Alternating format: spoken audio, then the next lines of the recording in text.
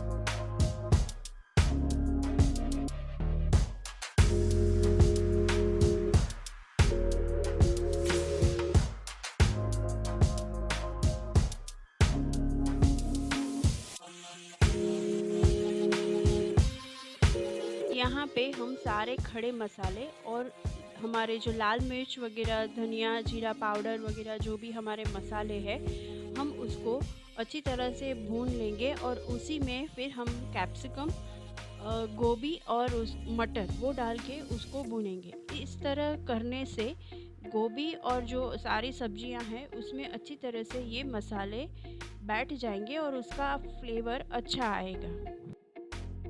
नमक नहीं डाला है क्योंकि मैंने पहले ही बॉईल करते समय डाल दिया था, लेकिन अगर आप चाहें और आपको कम लगे तो आप डाल सकते हैं।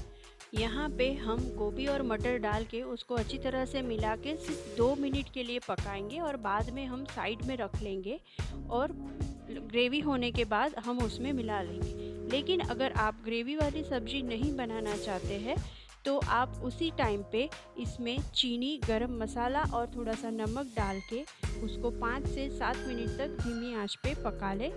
तो आपकी सूखी सब्ज़ी बिना ग्रेवी के भी इसी मेथड से तैयार हो सकती है।